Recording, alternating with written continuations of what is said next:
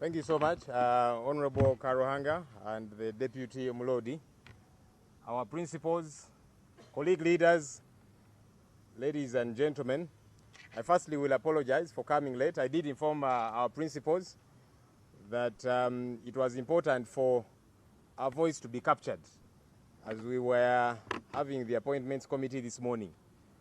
It's very important to be on record, even when you know there are challenges. And even when our colleagues on the other end do have the numbers to eventually pass, whatever it is that is brought before us, it's important for our voice to be on record. During Tojikwata Ko, I see a couple of our leaders who are in Parliament, the Honorable Chagulanyi, the Honorable Mwijuche, of course, Mama Winnie Kiza, and other colleagues. They were on record. Eventually it passed as it did, but it's important that the record captures that there were people who were sane enough to say no. And that's the duty that I was attending to earlier on this morning. Colleagues, we are here because it's important for us to be here and unite around this very important cause. The people of Uganda have for a very long time gone ahead of us. Sometimes as political leaders, we might have a bit of bickering here and there. There are those challenges at different levels. But the people of Uganda have always been united around what it is that they want.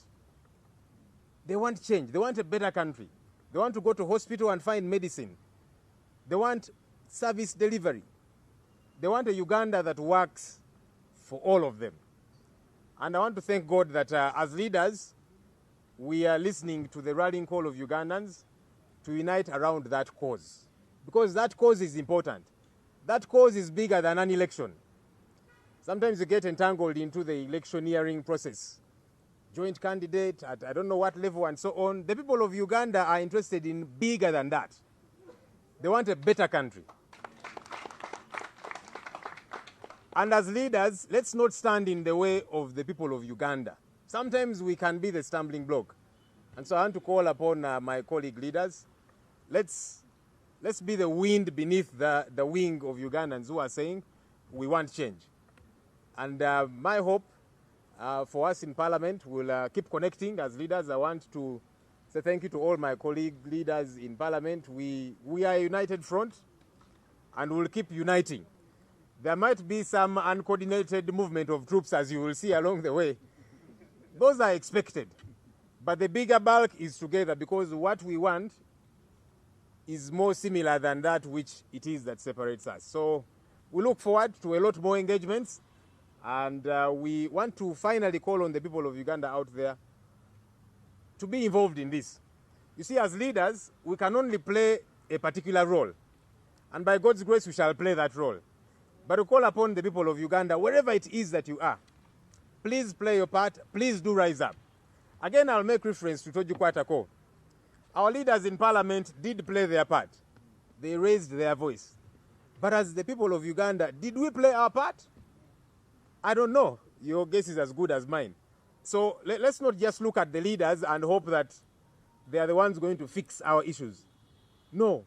The leaders can only play their part. And as the leaders, we must play our part. But as we play our part, we call upon Ugandans out there, wherever you are. Whether you are elite, the elite people normally annoy Dr. Kizza Besigye, and I agree with him.